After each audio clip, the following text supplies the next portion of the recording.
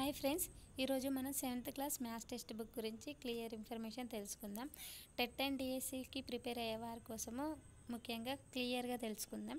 టెట్లో మ్యాథ్స్లో చాలామందికి తక్కువ మార్కులు వస్తాయి, కొన్ని నాన్ మ్యాథ్స్ వాళ్ళకి మ్యాథ్స్ ఉంటుంది కాబట్టి డీటెయిల్గా క్లియర్ ఇన్ఫర్మేషన్ తెలుసుకుందాం. ఫస్ట్ చాప్టర్ పూర్ణ సంఖ్యలు. సహజ సంఖ్యలు అంటే న్యాచురల్ నెంబర్స్ 1 2 3 పూర్ణాంకాలు డబ్ల్యూతోటి స్టార్ట్ అవుతుంది 0 1 2 3. పూర్ణ సంఖ్యలు అంటే ఇలా రుణ సంఖ్యలు ఉంటాయి, ధన సంఖ్యలు ఉంటాయి. 0 -3 -2 -1 0 1 2 3.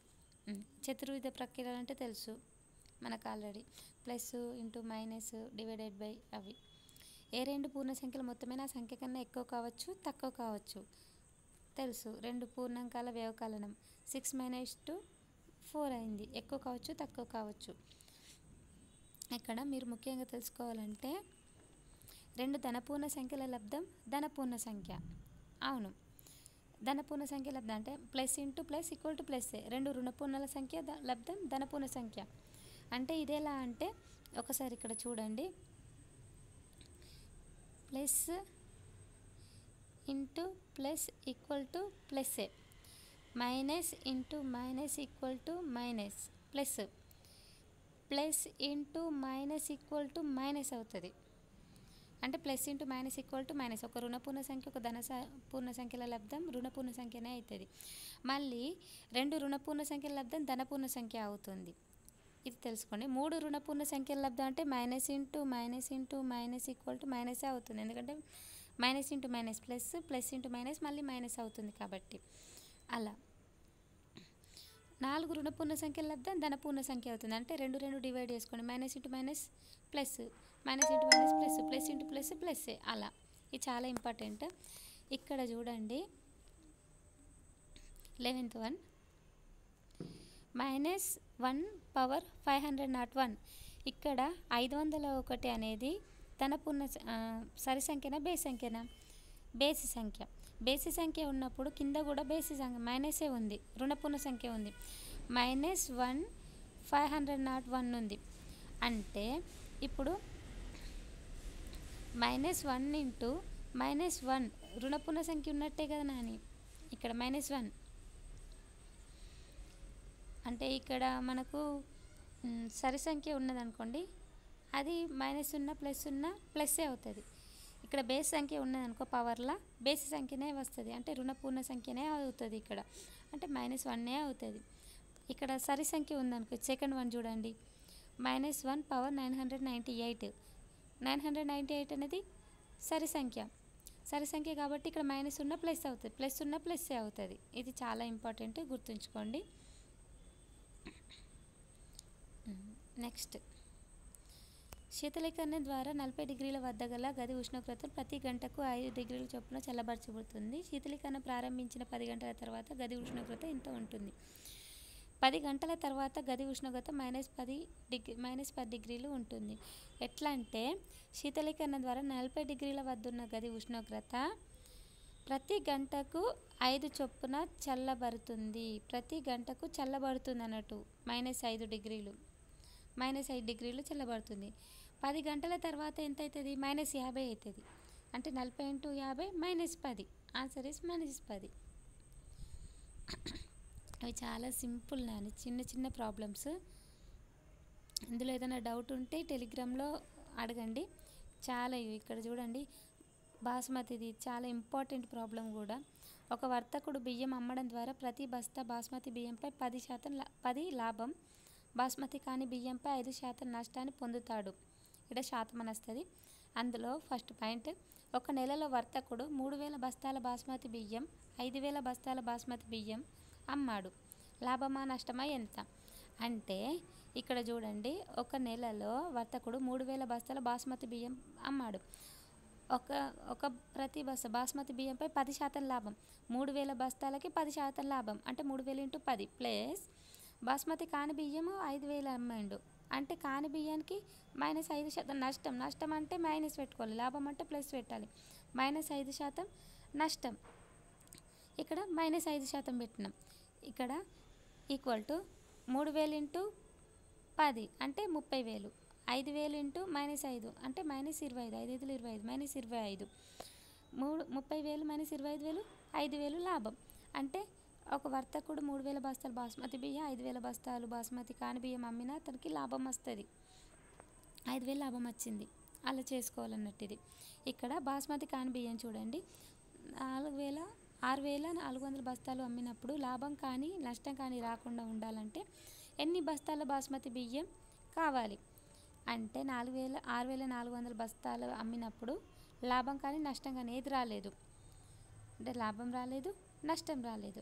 అలాంటప్పుడు ఏం చేయాలంటే లాభం రాలేదు నష్టం రాలేదంటే 6,400 బాస్మతి కాని బియ్యం అంటే నష్టం -5 ప్లస్ లాభం రాలేదు నష్టం కాలేదన్నారు కదా, ఇంటూ ఎక్స్ అంటే లాభం ఎంతనో రాలేదు కానీ లాభం ఎంత 10%, X into 10 = 0. X into 10 minus 6,400 into -5 అంటే -32,000 = 0. 10x = 32,000, x = 10 0 0 క్యాన్సిల్ 3,200 లాభమే. అలా ఈజీగా చేసుకోవాలి.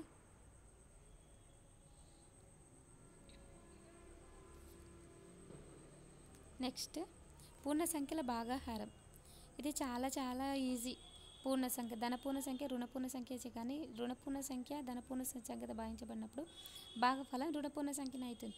అంటే మైనస్ని ప్లస్తో డివైడ్ చేస్తే మైనసే వస్తుంది, మైనస్ ఇంటూ మైనస్ చేస్తే ప్లస్ వస్తుంది, ప్లస్ ఇంటూ మైనస్ చేస్తే మైనసే వస్తుంది. అట్లా చెప్తున్నాను అన్నట్టు. Plus into minus minus, minus into plus minus. ఇవి చాలా సింపుల్ ప్రాబ్లమ్స్. ఇక్కడ చాలా ఇంపార్టెంట్. పూర్ణ సంఖ్యలో గుణకారం సంకలనపై విభాగ న్యాయం పాటిస్తుంది. విభాగ న్యాయం అంటే a into b plus c = a into b plus a into c. పూర్ణ సంఖ్యలలో గుణకార సంకలనపై విభాగ న్యాయం పాటిస్తుంది. ఏ ఒక పూర్ణ సంఖ్య అయినా a / 0 నిర్వచించబడదు. ఇది ఖాళీలలో అడుగుతున్నారు. ఏ ఒక పూర్ణ సంఖ్య అయినా a / 0 a/0 నిర్వచించబడదు. ఏ ఒక శూన్యేతర పూర్ణ సంఖ్య అయినా 0/a = 0 కానీ a/0 1/0 అంటే అది నిర్వచించబడదు. 0/a అంటే 0. ఏ ఒక పూర్ణ సంఖ్య a / 1 అంటే aనే, డివైడెడ్ బై -1 అంటే -a. This is very important problem. ఒక్కసారి చూడండి, ఇవి ప్రాక్టీస్ చేయండి, ఖచ్చితంగా ప్రాక్టీస్ చేయాలి ఇటువంటి ప్రాబ్లమ్స్. నెక్స్ట్ ఇక్కడ చూడండి, ఒక పరీక్షలో ప్రతి సరైన జవాబుకు -5 మార్కులు, తప్పు జవాబుకు -2 మార్కులు ఇవ్వబడ్డాయి. ఫస్ట్ క్వశ్చన్, రాధిక అన్ని ప్రశ్నలకు జవాబులు రాయగా 10 సరైనవి 30 మార్కులు పొందింది. తప్పు జవాబులు రాసినవి ఎన్ని? చాలా సింపుల్. ఎట్లా చేయాలంటే రాధిక అన్ని ప్రశ్నలకు జవాబు రాసింది,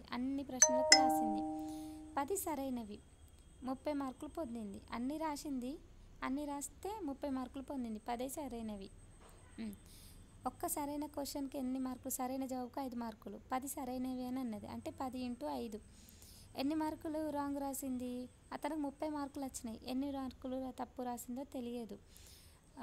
మాట్లాడేటప్పుడు మనం ఏం చేయాలంటే అన్ని ప్రశ్నలకు జవాబుదాని రాయగా 10 సరైనవి అంటే 10 × 5 వేసుకున్నామా. రాంగ్ జవాబుకి మనకి ఎంతనో తెలియదు కానీ మార్కులు x ఉంది, మనం x అనుకుందాం. మార్కులు -2 మార్క్స్. ఎన్ని క్వశ్చన్స్ తెలియదు కదా రాంగ్ రాసినాయి, x అనుకున్నాం. = 30.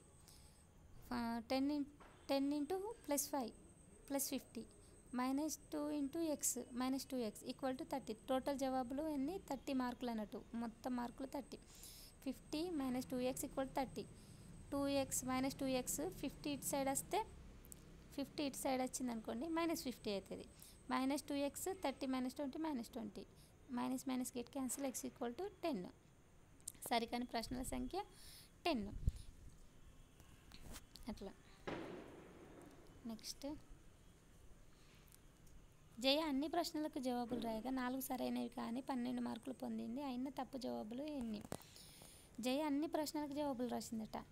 4 సరైనవి కాబట్టి 4 వేసుకున్నాం. ఒక్క జవాబు సరైన దానికి 5 మార్కులు. 4 × 5 20. నెగిటివ్ 4 సరైనవి కానీ -12 మార్కులు పొందింది. ఆమె -12 పొందింది. ఇక్కడ -12 వేసుకున్నాము. అయినా తప్పు ఎన్నో మనకు తెలియదు కాబట్టి ఎక్స్ వేసుకున్నాం. ఒక తప్పు వాటికి -2 కాబట్టి -2 ఈక్వల్ టు అతను పొందిన మార్కులు -12. ఇక్కడ 20 -2x -12. ఆఫ్టర్ దట్ 20 సైడ్ నుండి రైట్ సైడ్కి వెళ్తే -20 అవుతుంది. -2x = -12 -20. -2x = 12 + 20 -32. x = 16. అంతే. తప్పు జవాబు రాసినాయి 16.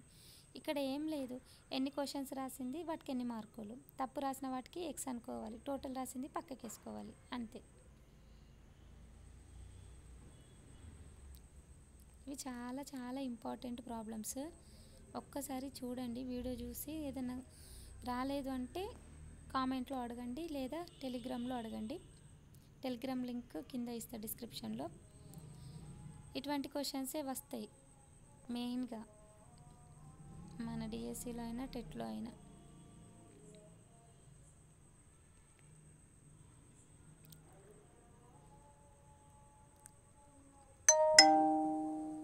ఇక్కడ చూడండి, సజాతి భిన్నాలు అంటే హారాలు సమానంగా ఉన్న భిన్నాలను సజాతి భిన్నాలు అంటాం. ఇక్కడ హారాలన్నీ సమానంగా ఉన్నాయి, /4 వీటిని సజాతి భిన్నాలు. విజాతి భిన్నాలు అంటే వేర్వేరు హారాలుగా ఉన్న భిన్నాలను విజాతి భిన్నాలు అంటాం. ఇప్పుడు 1/7 3/4, ఇక్కడ 1/4 2/4 3/4. హారాలు సమానంగా ఉంటే సజాతి భిన్నాలు, హారాలు వేరుగా ఉంటే విజాతి భిన్నాలు. క్రమ భిన్నం అంటే హారం కన్నా లవం తక్కువ, అంటే లవం తక్కువ హారం ఎక్కువ. క్రమ భిన్నం అంటే 1/2, హారమేమో 2 ఉంది, లవమేమో 1 ఉంది, అంటే 1/2 క్రమ భిన్నం. అపక్రమ భిన్నం అంటే లవం ఎక్కువ ఉంటుంది, హారం తక్కువ ఉంటుంది అన్నట్టు. ఇది 3/2, లవం ఎక్కువ హారం తక్కువ, ఇది అపక్రమ భిన్నం. భిన్నాల పోలిక. సజాతి భిన్నాలను పోల్చడం సులభం. ఎలా సులభం అంటే ఇక్కడ చూడండి, ఏది పెద్దది అని ఎట్లా తెలుస్తుంది అంటే సింపుల్ ట్రిక్. 1/5 3/5లో ఏది పెద్దది? 3/5 అన్నది. ఎట్లా పెద్దది 3/5 అని చేయాలంటే ఇప్పుడు 1/5 3/5 ఉన్నాయి కదా, ఇట్లా క్రాస్ మల్టిప్లై చేయాలి. 5 × 1 5, 5 × 3 15, 5 15. ఏది పెద్దది? 15. అంటే 3/5 15 గ్రేటర్ దెన్. ఇలా సింపుల్ ట్రిక్. విజాతి భిన్నాలను పోల్చాలంటే వాటిని సజాతీయులుగా మార్చి ఆ భిన్నాలను పోల్చవచ్చు. అంటే సజాతీయులుగా మార్చి పోల్చాలి, అట్లా కాకుండా కూడా పోల్చవచ్చు. ఇక్కడ చూడండి, సింపుల్ ట్రిక్తోని 5/8 3/5లో ఏది పెద్దది అంటే వీటిని సజాతీయులుగా మార్చాలి అంటారు ఫస్ట్. అంటే హారాలు సమానం చేయాలి, అలా చేయకుండా కూడా ఆన్సర్ వస్తుంది. 5/8 3/5లో ఏది పెద్ద అంటే 5 × 5 5 × 5 25, 8 × 3 8 3 24. ఏది పెద్దది? 5/8 ఇస్ పెద్దది. 5/8 ఏది? 5/8.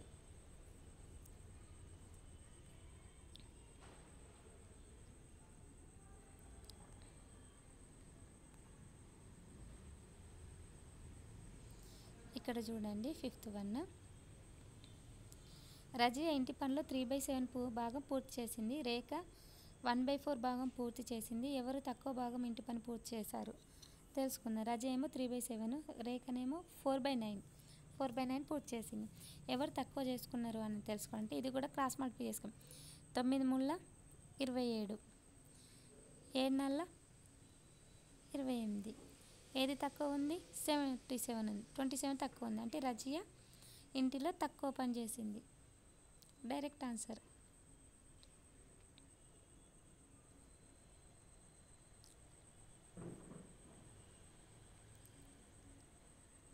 అన్నిట్లా డైరెక్ట్ చేయొచ్చు. ఒక్కసారి ఈ వీడియోలో ఉన్న ప్రతి ప్రాబ్లం చేయండి, అప్పుడు మీకే తెలుస్తుంది. 5/8 5/6 1/2లలో ఆరోహణ క్రమంలో రాయండి. ఆరోహణ క్రమంలో రాయాలి అని అంటే ఫస్ట్ మనం ఏం చేయాలి అంటే ఇది ఉంది కదా, వీటిని కాసాగు చేసి హారాలు సమానం చేసిన తర్వాత వాళ్ళు ఏది పెద్దదో ఏది చిన్నదో చెప్తారు, అట్లా చేయొచ్చు. ఇంకో పద్ధతి కూడా చేయొచ్చు మనం. ఏ పద్ధతి అంటే ఇప్పుడు 5/8 5/6 1/2 ఉన్నాయి కదా, ఇక్కడ అన్నిటికీ 0 0 0 పెట్టుకోవాలి. అంటే 50/8 50/6 10/2 అంటే లవలలో 0 పెట్టుకుంటూ వచ్చినాం. ఇక్కడ క్యాన్సిల్ చేయాలి. అంటే 2 ఇంటూ 2 5 2 5 20.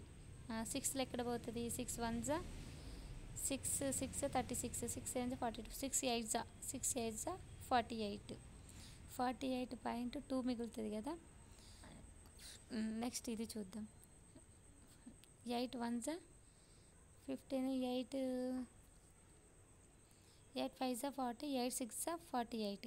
అంటే ఇక్కడ 5 8 6 వచ్చినాయి. అంటే ఆరోహణ క్రమంలో రాయండి. ఆరోహణ అంటే చిన్న నుండి పెద్ద వరకు. ఇందులో చిన్నది ఏది? ఫస్ట్ 5 వచ్చింది. 5 అంటే ఏంటిది? 10/2 అంటే 1/2. 1/2 చిన్నది ఇక్కడ పెట్టినామా 1/2. నెక్స్ట్ 50/6 అంటే 5/6 కాదు, చిన్నది రావాలి. 5 8 6 ఉంది కదా. 5 తర్వాత ఏంటి? 6 6 అంటే 5/8 వచ్చిందా. నెక్స్ట్ 5/6 8 వచ్చింది. ఇట్లా ఈజీగా జీరోలు పెట్టుకొని ఇట్లా చేసుకోవాలి. Simple trick. ఇక్కడ ఒక దీర్ఘచతురస్ర కాగితం పొడవు 5 ఇంటూ 2/3 సెంటీమీటర్లు మరియు వెడల్పు 3 ఇంటూ 1/5 సెంటీమీటర్ కాదు. దీని చుట్టుకొలత ఎంత?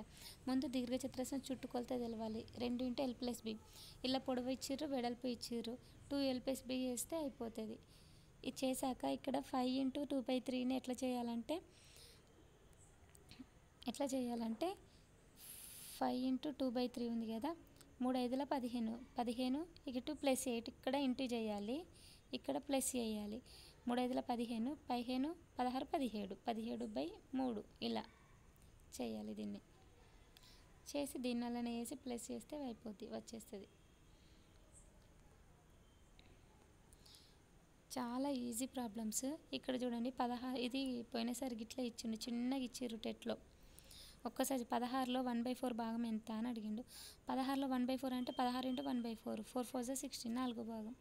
16లో 1/2 భాగం ఎంత అంటే 16 ఇంటూ 1/2 2 1 2 8 8వ భాగం. అట్లా ఈజీగా ఈజీ ట్రిక్స్ తోటి చేయాలి.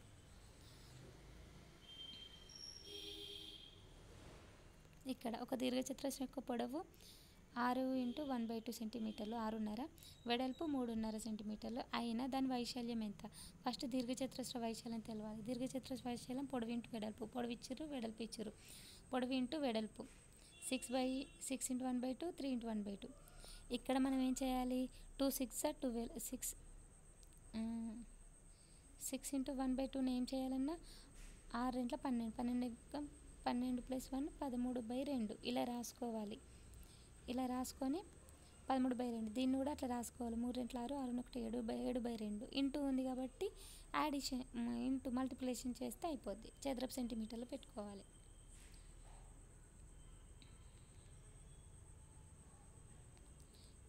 అన్నీ చాలా ఈజీ ప్రాబ్లమ్స్. మీకు ఇట్లా ఏదైనా ప్రాబ్లం రాకపోతే కామెంట్ బాక్స్లో అడగండి ఒకసారి.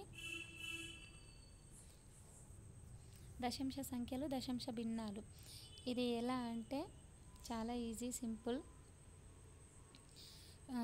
221.85 + 37.10 ఉంది కదా. ఇది పాయింట్కి మధ్య కరెక్ట్ సేమ్ ఉండాలి. పాయింట్ ఎక్కడుందో అక్కడనే పెట్టుకొని ఎడమ సైడు కుడి సైడు ఉన్నాయి రాయాలి. పాయింట్కి ముందు ఎన్ని అంకెలు ఉన్నాయి, తర్వాత ఎన్ని అంకెలు ఉన్నాయని చూసుకోవద్దు. పాయింట్ ఎక్కడుందో అక్కడనే పెట్టి పాయింట్ తర్వాత ఎన్ని అంకెలు ఉన్నాయి, ముందు ఎన్ని అంకెలు ఉన్నాయో రాసి అడిషన్ అయితే అడిషన్, మల్టిప్లై అయితే మల్టిప్లై, సబ్ట్రాక్షన్ అయితే సబ్ట్రాక్షన్ చేయాలి. ఇక్కడ కూడా 39.70 ఉంది, 6.85 ఉంది. 39లోకి 6 తీసేయాలి. అంటే 39.70 6కి ఇక్కడ పాయింట్ కరెక్ట్ ఉండాలి, ఉన్నాకనే తీసేయాలి. మళ్ళీ ఇక్కడ 9 పైసలు. 9 పైసలు అంటే 100లో 9వ భాగం. దీన్నే 100 9/100 అంటే 0.09. 77 రూపాయల 9 పైసలు. 77 రూపాయలు అంటే 77 రూపాయలు ప్లస్ 7 పైసలు అంటే 100లో 7 పైసలు 7/100 ఇట్లా 0.07 ఇట్లా రాసుకున్నట్టు తెలవాలి మనకు. అయితే ఏమవుతుంది? 77.07 వస్తుంది ఆన్సర్. అట్లా ఎగ్జామ్లో ఇట్లా ఇచ్చిన అనుకో 235 పైసలు 235/100. ఈ 2 సున్నాలు ఉన్నాయి కదా, 2 సున్నాలు పైనకి వెళ్ళి ఈ 2 క్యాన్సిల్ చేసి ఇక్కడ పెట్టాలి. 2.35. అది 1000 ఉందనుకోండి 0.235 అవుతుంది. 3 సున్నాలు ఉంటే 3 నెంబర్ల పక్క తర్వాత 0 పెట్టాలి.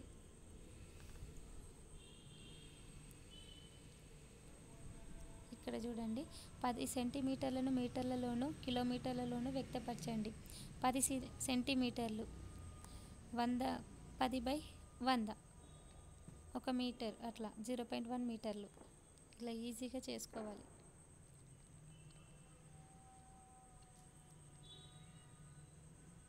మూడు యొక్క స్థాన విలువ 3 × 1 3. 3 యొక్క స్థాన విలువ 3 × 10. ఇక్కడ స్థాన విలువలు వన్స్ టెన్స్ ప్లస్ ఇది ఒకట్ల స్థానం, ఇక్కడ పదుల స్థానంలో ఉంది. 3 యొక్క స్థాన విలువ ఇటేమో పాయింట్ తర్వాత ఇటు వస్తే బై 10 100 అవుతుంది. ఇటు సైడ్ వెళ్తే ఒకట్ల స్థానం పదుల స్థానం అంటాం కదా. ఇటు పాయింట్ తర్వాత రైట్ సైడ్కి వస్తే ఎలా ఉంటుంది అంటే ఇప్పుడు 7.43 ఉంది కదా, ఇది 4/10 3/100 అలా 3 యొక్క స్థానం 3/100.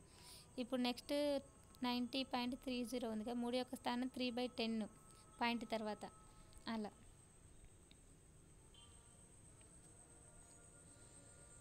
ఒక దీర్ఘచతురస్ర పొడవు 7.1 సెంటీమీటర్లు, వెడల్పు 2.5 అయిన వైశాల్యం అంటే దీర్ఘచతురస్ర వైశాల్యం తెలవాలి. పొడవు ఇంటూ వెడల్పు 7.1 × 2.5 చేస్తే 17.75 చదరపు మీటర్లు వస్తాయి, చదరపు సెంటీమీటర్లు. ఇప్పుడు 4.2 3.8 మరియు 7.6ల సరాసరి ఎంత అన్నారు. సరాసరి అంటే ఇక్కడ ఎన్ని నెంబర్స్ ఉన్నాయి 1 2 3, అది హారంలో వేయాలి 3 నెంబర్స్.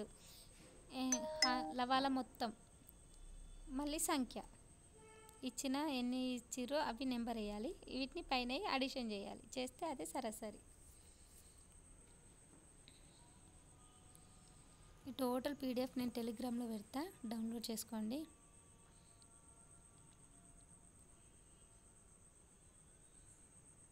ఇది చాలా ఇంపార్టెంట్. జాన్ నేపియర్ స్కాట్లాండ్కి చెందినవాడు. సంవర్గమానాలను రూపొందించాడు. గుణకార నేపియర్ పట్టికలను ప్రవేశపెట్టాడు. దశాంశ భిన్నాలను ప్రవేశపెట్టాడు.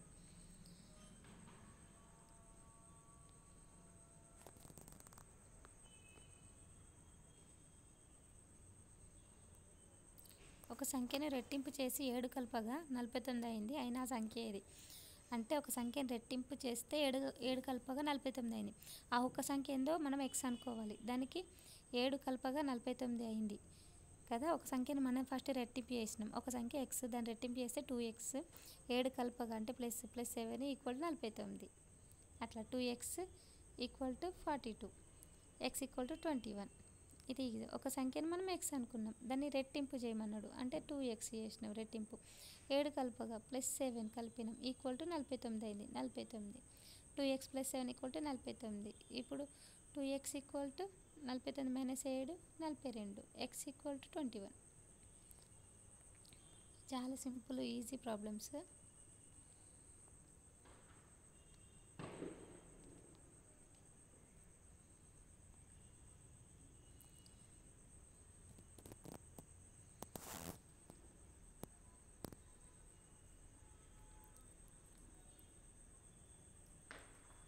ఈ రేఖలు కోణములు మనం నెక్స్ట్ చాప్టర్లో చెప్పుకుందాం. Okay, thank you. మీకు కనుక వీడియో నచ్చినట్టయితే లైక్ చేయండి.